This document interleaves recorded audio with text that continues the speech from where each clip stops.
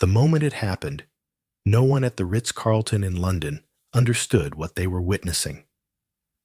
A ballroom full of billionaires and financiers fell silent as Leonard Colton, heir to an American dynasty, laughed at his wife and called her stupid, loud enough for half the room to hear.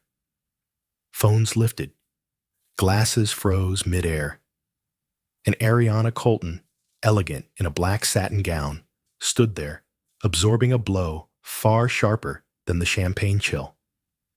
But what no one in that room knew, not even Leonard, was that the woman he was trying to silence earned 3 times his annual salary and controlled more money than anyone present that night. Earlier that evening, Ariana had walked into the gala with the quiet confidence she'd learned to wear like armor. The Ritz glowed with gold chandeliers, and the air buzzed with market gossip. She had hoped to blend in, offer a polite smile or two, and make it through the night without tension.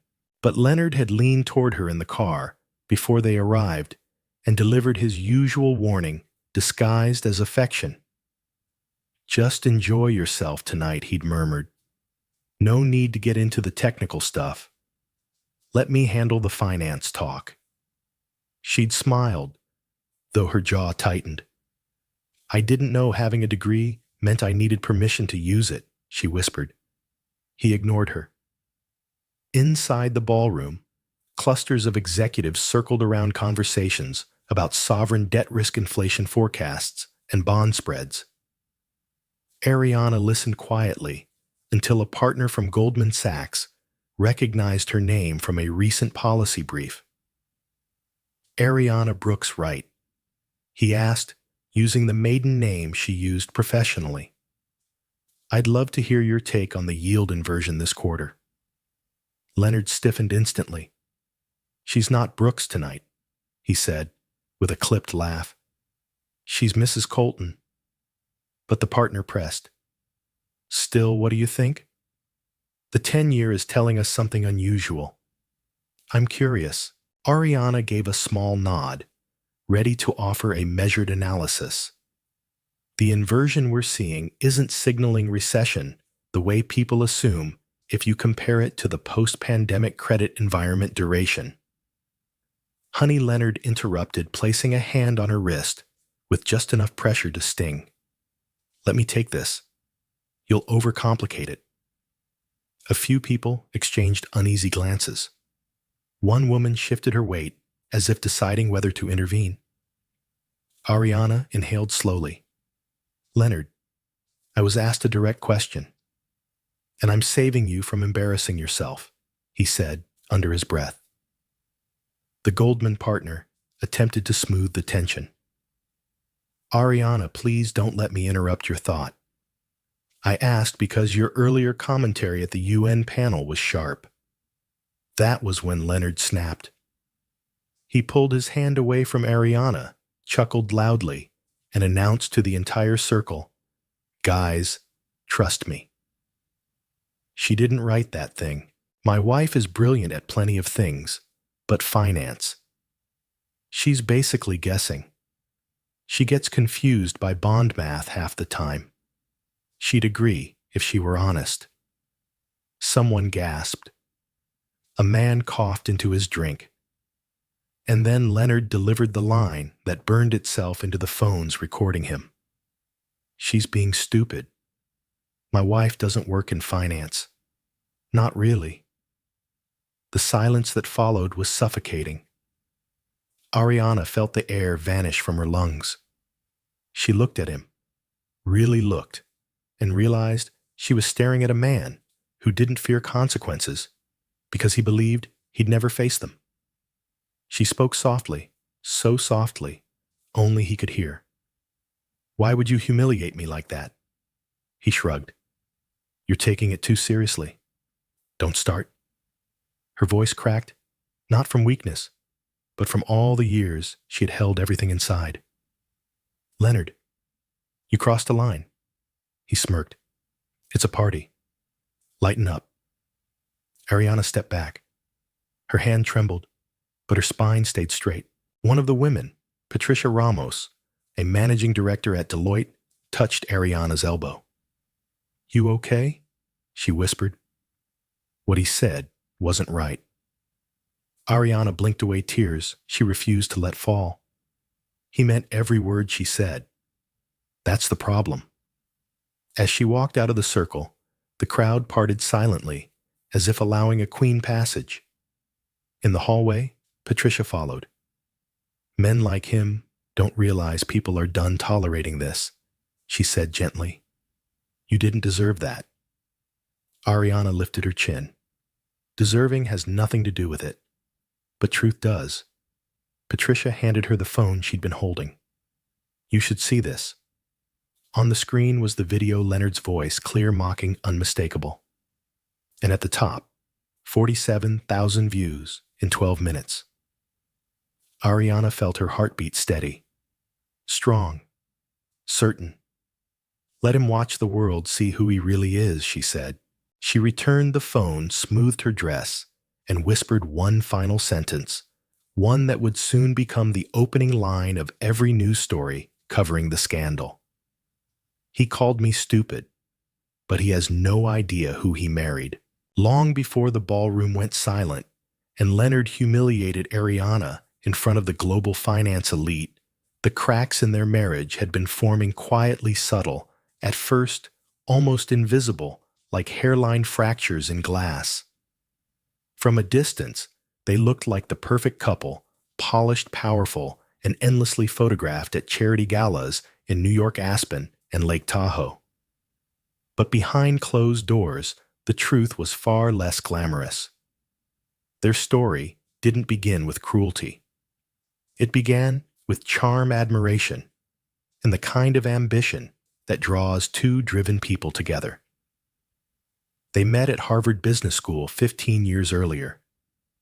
Ariana Brooks was one of only a handful of black women in her cohort, a standout from the first lecture. Professors called on her often.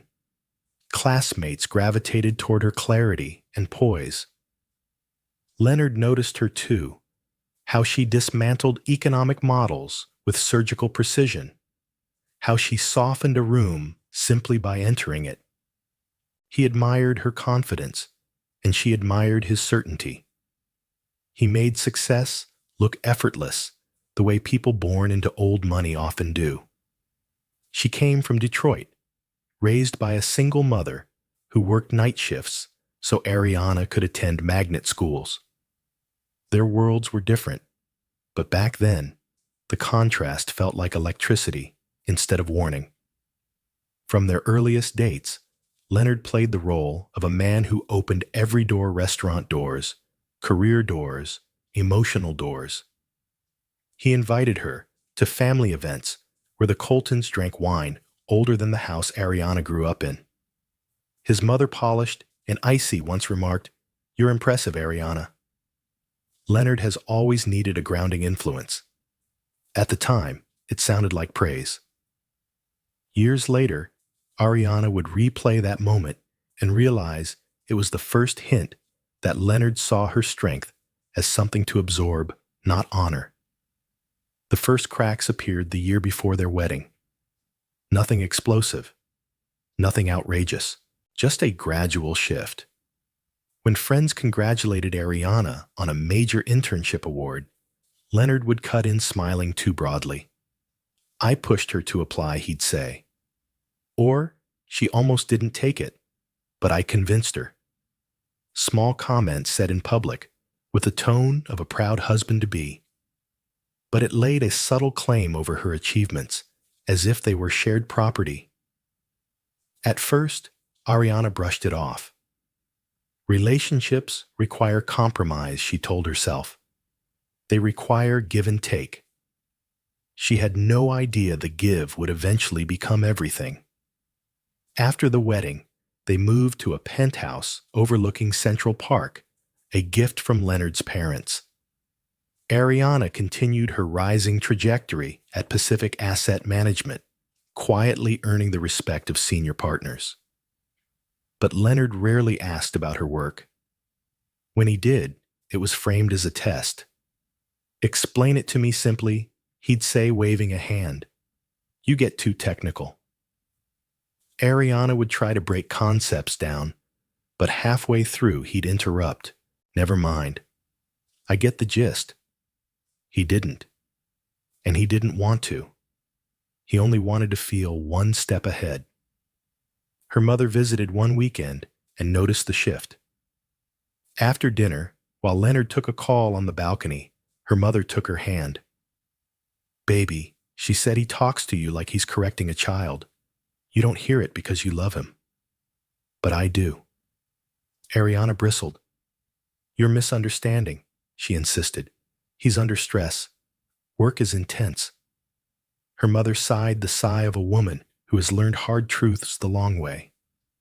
Just promise me you won't shrink to make him comfortable. But Ariana didn't see herself shrinking. Not yet. It wasn't until her first major promotion that the shift became unmistakable. Ariana had led a complex restructuring strategy that protected billions for her firm's pension clients. The morning she received the news she was being elevated to senior portfolio strategist, she came home glowing. Leonard, she said, nearly breathless, I got the promotion. She expected a celebration. Instead, he raised an eyebrow. Already? That fast? Isn't that a little unusual? When she explained the metrics and performance that earned her the role, he smirked. Well, good for you. Just don't get cocky. Ariana's smile faded. Why would you say that Leonard brushed past her? You know how these companies are. They love promoting women lately. Optics and all that. He didn't even see her expression hurt, disbelief, something deeper breaking. She swallowed it the way women do when they've been conditioned to be gracious, even in the face of insult. Over time, his corrections became habits. At dinner parties, he'd interrupt her mid-sentence. What she means to say is, actually, that's not quite right. Sweetheart, let me explain this part. The first time he said, don't embarrass yourself. Ariana excused herself to the bathroom and locked the door. She stared at her reflection until her pulse settled. She wanted to confront him, but she also wanted peace. And peace won temporarily.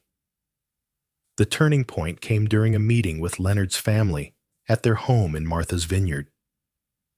Ariana had been invited to sit in on a discussion about a philanthropic fund expansion. She offered a thought about allocating more toward underserved communities. Leonard cut her off before anyone else could respond.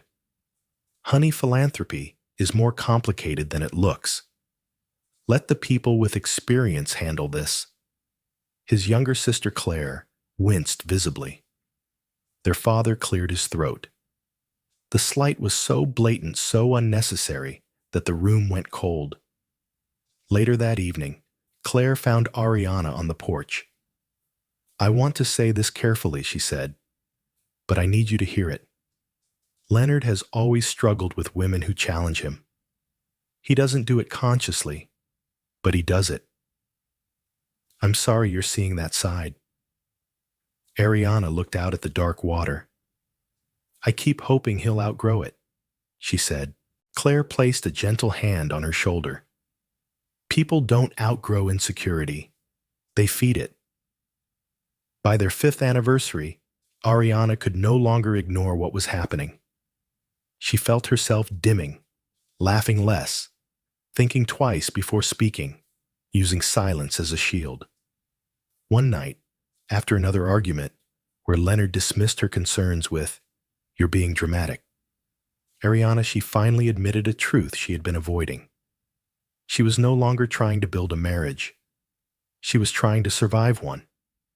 That realization didn't lead to dramatic confrontations or slammed doors. It led to quiet, deliberate steps, a separate savings account, documented conversations, a private meeting with a financial consultant, a promise to herself that she would not lose who she was just to keep Leonard comfortable. The cracks were no longer invisible. They were a map one that would eventually guide her out. By the time Ariana realized her marriage was no longer a partnership, but a performance, she understood that her freedom would not arrive in one dramatic moment. It would come through patience, through 3 quiet, disciplined years of building a life Leonard never saw coming. While he believed he controlled every inch of their world, Ariana was constructing an empire just beyond his line of sight, brick by brick, decision by decision, without ever raising her voice. It began the night she lay awake, after another argument that ended with Leonard dismissing her concerns as overthinking. She stared at the ceiling of their penthouse, the city lights flickering against the walls, and understood that wishing for change wouldn't make it happen. She didn't pack her bags or write a long, tearful letter. She simply opened her laptop, logged into her personal email, the one Leonard never bothered to ask about, and scheduled a meeting with a financial advisor she trusted from her early career. That was the first step of many. Quiet, invisible, deliberate. Her advisor, Michael Turner, was one of the few colleagues she had kept in touch with over the years. He had known her long before Leonard, long before the penthouse and the black car service. When she walked into his midtown office, he looked at her carefully. "You okay?" he asked. She nodded, though her voice betrayed her. "I need to build something that's mine," she said. He understood immediately. Together, they opened a Charles Schwab account under her maiden name, Ariana Brooks, a name that felt like slipping back into her own skin. Then came a Vanguard account, then a tax-advantaged portfolio designed for long-term independence. Everything was structured to appear ordinary, insignificant, invisible within the noise of their household finances. Leonard never noticed the automated deposits from her salary. He never asked why she requested paperless statements. He never questioned why she worked longer hours. He never imagined she might be preparing for the day she'd stop asking for his validation altogether. At Pacific Asset Management, Ariana's influence grew quietly but powerfully. She took on clients no one else wanted: portfolios too messy, too risky, too complicated. She understood complexity the way musicians understand rhythm. It didn't intimidate her. It energized her. And in those 3 years, she turned underperforming accounts into consistent winners. She became the one clients requested by name. Senior partners whispered that she had a rare instinct for distressed debt and emerging markets. She made no announcements. She didn't brag. She simply delivered. As her success expanded, so did her hidden empire. What began as a small account with carefully managed deposits grew into something formidable. Within 18 months, her portfolios quietly passed $1 billion under active strategy. Then $2 billion. By the end of year 2, she had indirectly influenced more capital than several of her firm's directors. Yet she did not update Leonard. He did not ask. During that period, she also accepted a private consulting role with the IMF. They needed a strategist to help assess emerging market debt vulnerabilities work that demanded rigor and discretion. She took midnight calls from Geneva, drafted memos under a lamp in her study, while Leonard slept in the primary bedroom, and managed global teams who relied on her analysis without ever knowing her personal circumstances. To the outside world, she was a rising leader in international finance. To Leonard, she was simply busy, stressed, and overly ambitious. At home, she continued her quiet balancing act. She made breakfast for their son, Eli, attended school meetings, paid most household expenses from her private accounts, and even covered gaps in Leonard's family foundation contributions to avoid questions. If Leonard occasionally wondered why the bills were always handled seamlessly, he never asked. Comfort had made him lazy. Confidence had made him blind. But Ariana kept records, every email, every receipt, every transfer, every moment he dismissed her intelligence. Not because she was planning revenge, but because she understood the importance of documentation should she ever need to protect herself and her child. Women like her didn't get the luxury of winging it. They had to prepare, to anticipate, to strategize. It wasn't paranoia. It was survival, dressed in professionalism. There was one moment during those 3 years when everything almost collapsed. A client's portfolio, tied to a high-yield bond structure, experienced unexpected volatility. If the position failed, it could have cost the firm tens of millions more than enough to draw unwanted attention to her. Michael called her late that night. "If you pull back now, you'll look uncertain," he warned. "But if you double down and the numbers don't correct, I know," she said, pacing her home office. "But the data is on our side. The market's panicking, not collapsing." She made the call. She held the position. 48 hours later, the market rebounded. Her strategy not only preserved the portfolio, it outperformed the benchmark by a wide margin. No one celebrated her. They simply updated the record books. Ariana didn't need applause. The numbers were enough. By year 3, Ariana's independence was no longer a secret she kept out of fear. It was a foundation she trusted. Her accounts totaled more than she had ever imagined. Her reputation in the financial world was expanding faster than her firm could promote her. And her confidence, once worn down by years of being minimized, was finally resurfacing. One evening, as she tucked Eli into bed, he asked Mom, "Why do you work so much?" She paused, brushing a hand over his hair.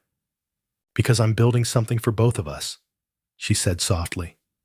"Something strong. Something safe." He smiled sleepily. "Like a castle." She kissed his forehead. "Stronger than a castle." What Ariana didn't know yet was how soon she'd need that strength. How soon the world would see the side of Leonard she had endured in private.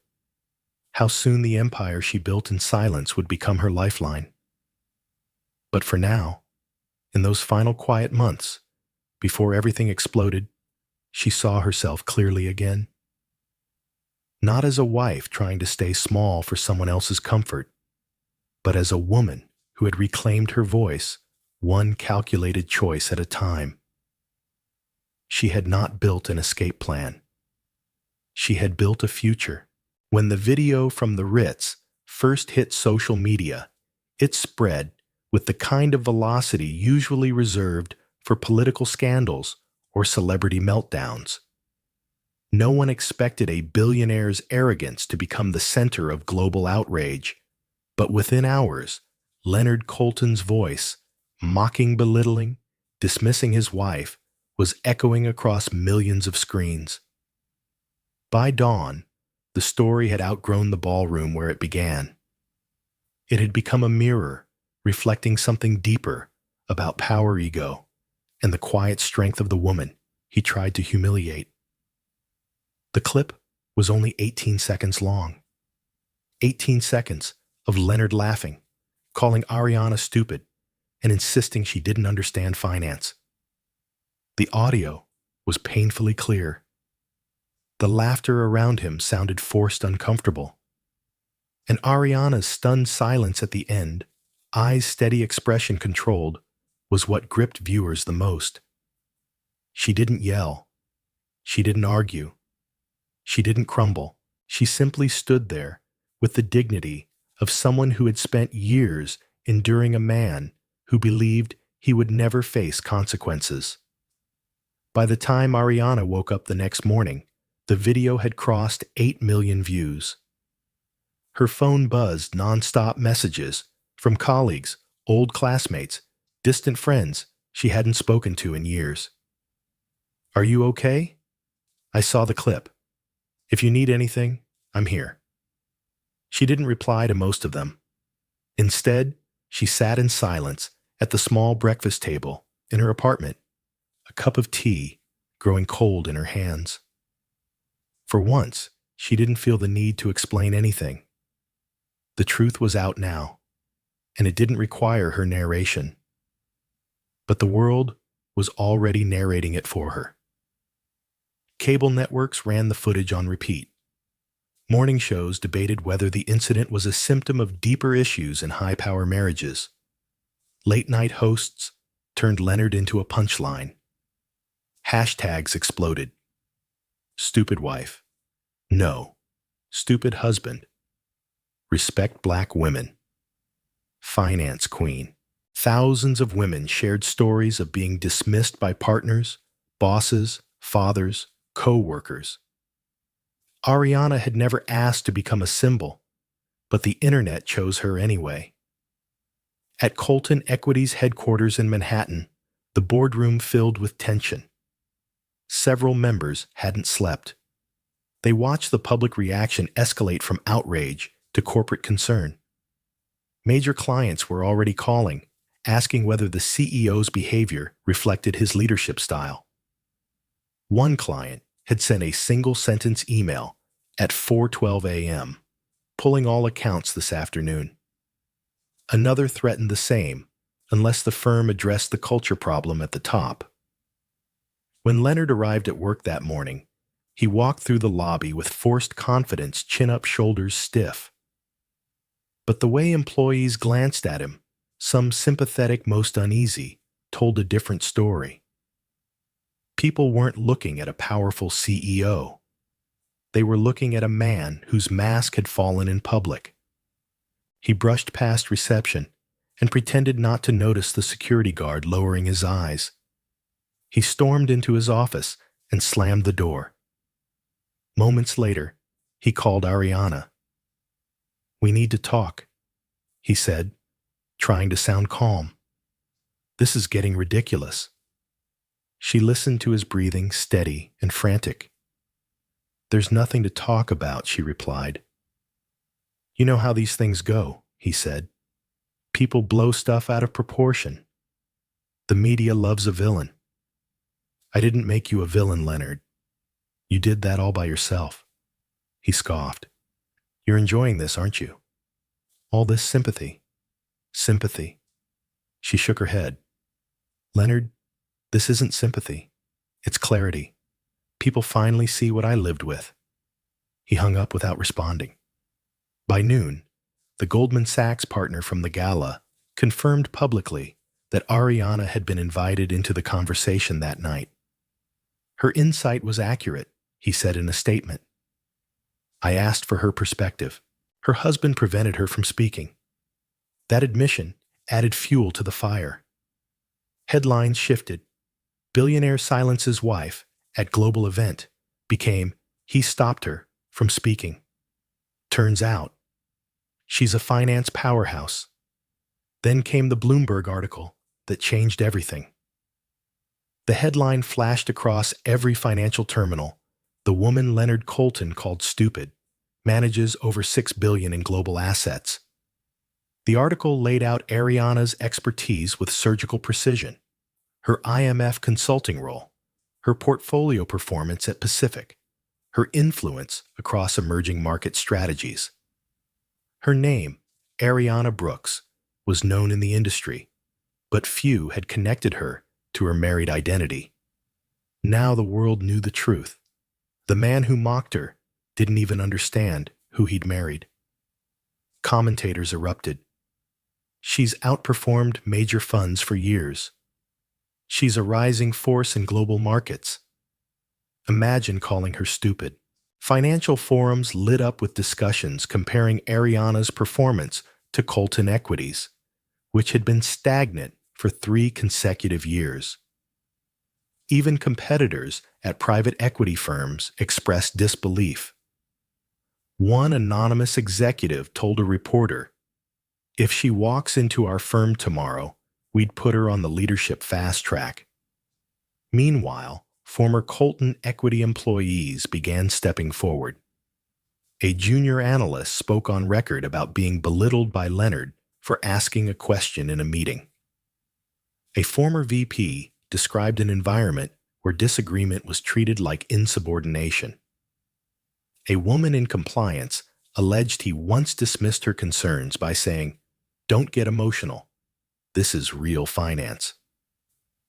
Within 48 hours, 6 employees had issued statements. And while none of them mentioned Ariana directly, the pattern was unmistakable.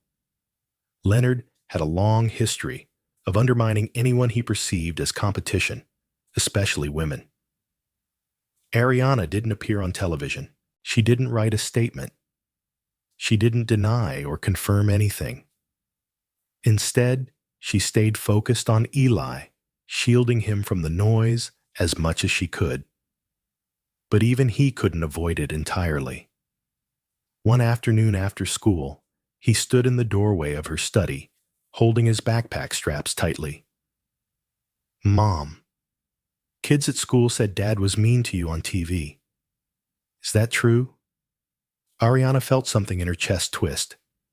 She crouched down, taking his hands gently. "People say a lot of things when they're hurt or scared," she told him. "But what matters is this. No one gets to make you feel small. Not me, not you. Ever." He nodded, though his eyes were still clouded with confusion. "Are you mad at Dad?" "I'm disappointed," she replied honestly. "But I'm not mad. I'm just done protecting his feelings at the expense of my own." That night, while Ariana read Eli a bedtime story, thousands of strangers online defended her without ever knowing the full truth. They didn't know about the quiet empire she had built.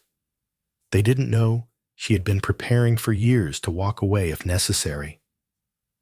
All they saw was a woman who stood tall in the face of humiliation, and a man who shrank himself trying to diminish her. By the end of the week, Colton Equity's board delivered its message plainly. In a closed-door meeting, the chairman looked at Leonard with a calm, heavy finality. "Your conduct has compromised the firm. We can't shield you from this." Leonard refused to believe it. "This is a personal matter," he insisted. The chairman shook his head. "Not anymore. You brought your personal conduct into a room full of investors and industry leaders, and the entire world saw it. Outside reporters gathered. Headlines sharpened. Investors pulled out. The empire Leonard inherited began to tremble. But Ariana's it was rising quietly, steadily, unshakably, exactly as she had built it. In the weeks following the viral explosion, Ariana felt as though she were standing in the quiet eye of a hurricane, a space between devastation and clarity. While the world dissected Leonard's downfall, she began taking steps that required no audience. The first was hiring an attorney who didn't flinch at powerful last names. The second was filing for divorce. The petition was served to Leonard at his office, placed neatly on his desk by a process server who spoke his name with the same neutrality used for strangers. Leonard skimmed the document, his face draining of color. He called her within minutes. "Ariana, this is extreme. We can resolve this privately." She answered calmly. "You've never resolved anything privately.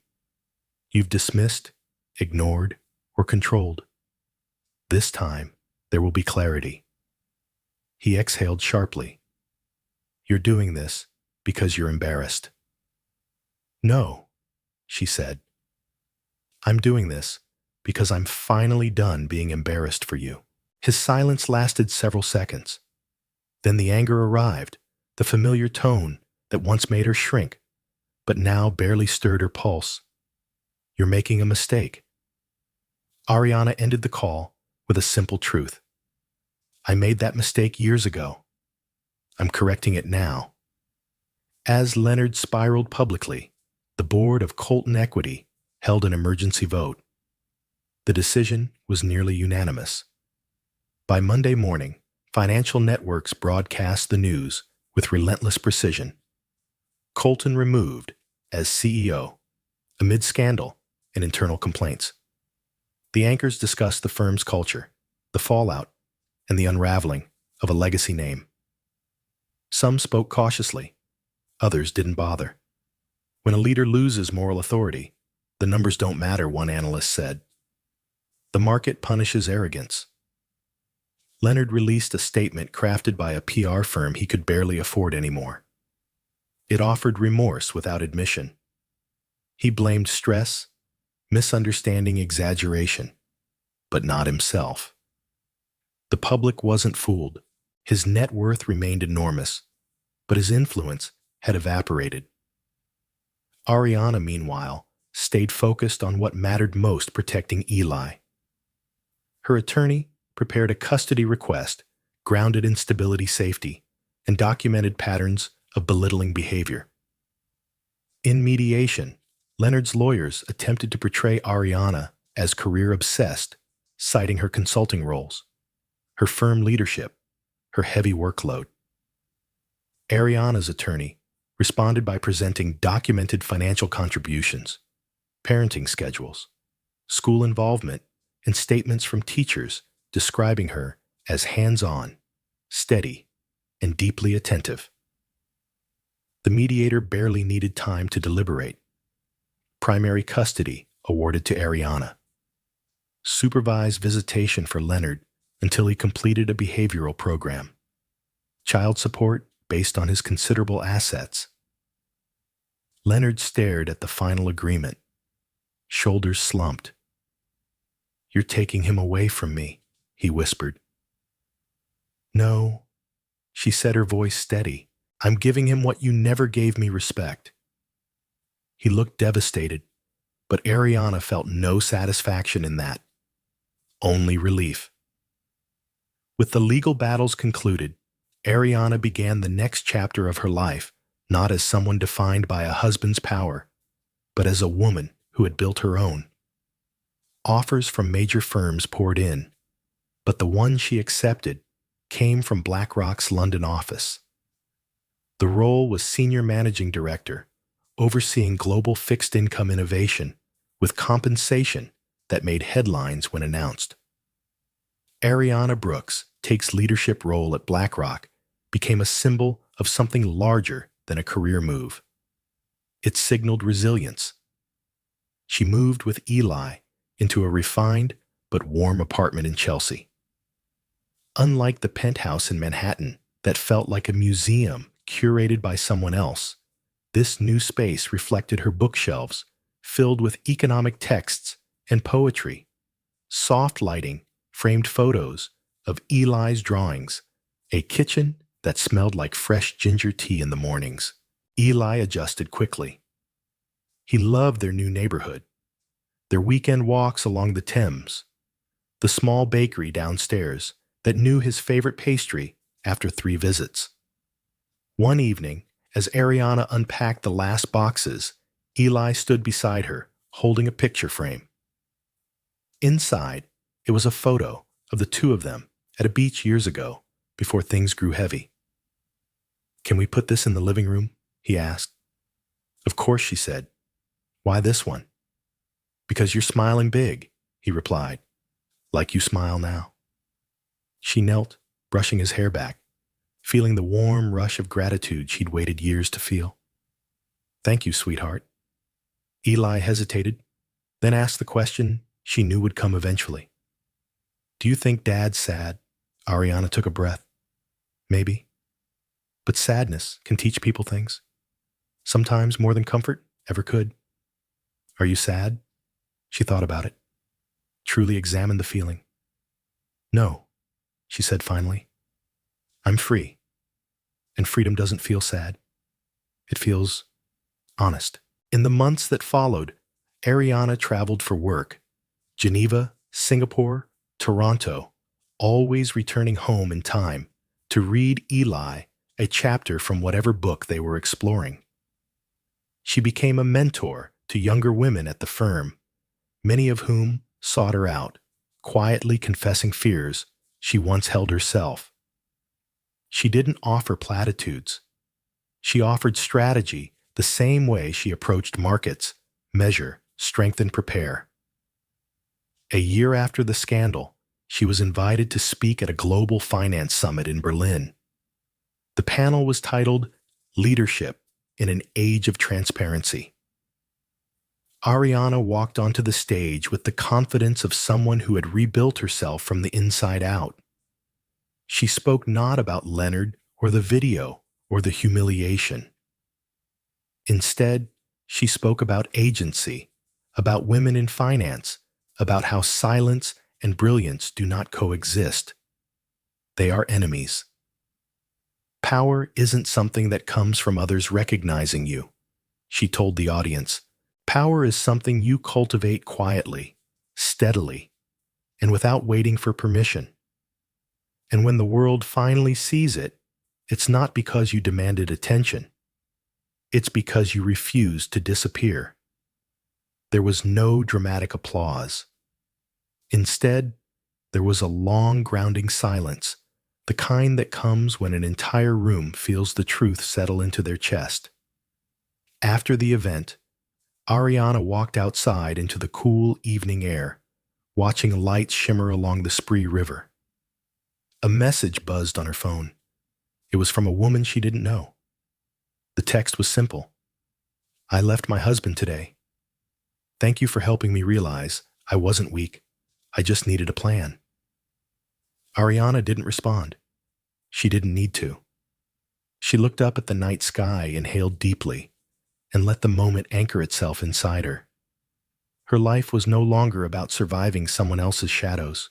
It was about standing fully in her own light, with a son who adored her, a career she built with her own hands, and a future she no longer feared. Her freedom wasn't loud. Her justice wasn't vengeful. Her new beginning arrived exactly the way she had built it, quietly, purposefully, and on her own terms. In the end, Ariana's story wasn't about a single moment at a gala, a viral video, or even the fall of a billionaire who believed he was untouchable. It was about the slow, courageous journey of a woman who reclaimed her identity piece by piece, year by year, until she stood fully in the light she once dimmed for someone else's comfort.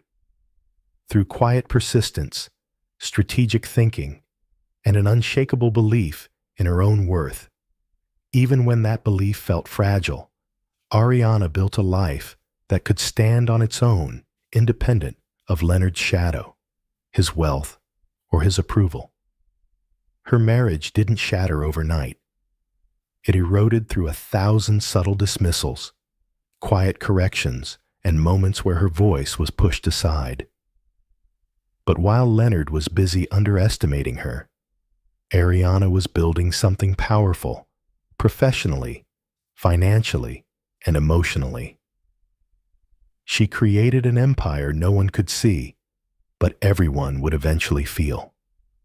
When the world discovered who she truly was, not because she announced it, but because truth forced its way to the surface, the contrast between her quiet strength and Leonard's loud insecurity became undeniable. Ariana's rise was not fueled by revenge, but by clarity. She didn't need to destroy Leonard. He did that on his own. She simply stepped out of the space she no longer belonged in and moved toward the one she had earned. Her new beginning was not a dramatic escape. It was a strategic evolution. She protected her child, secured her future, and rebuilt her life with integrity. And she did it without sacrificing her empathy, her professionalism, or her dignity. Today, she stands as a reminder that power built internally is stronger than power granted externally. Her success is no longer tied to someone else's name, someone else's ego, or someone else's version of her. She chose to be seen, not because she wanted applause, but because she refused to disappear. Her voice, once silenced, now influences global markets. Her story, once kept behind closed doors, now empowers countless others to examine their own lives with honesty and courage. If her story resonates with you, let it be a reminder that transformation doesn't require permission, only courage, clarity, and consistency. Whatever situation you're navigating, whether it's a relationship, a job, or a place where your worth is minimized, remember that change begins the moment you decide your future deserves better than your past. And if this story moved you, inspired you, or made you reflect on your own journey, I invite you to subscribe to the channel. Your support helps us continue creating meaningful, powerful stories that speak to real experiences and empower real people. Hit that subscribe button, stay with us, and let's keep building a community where every voice matters and every story has the power to transform.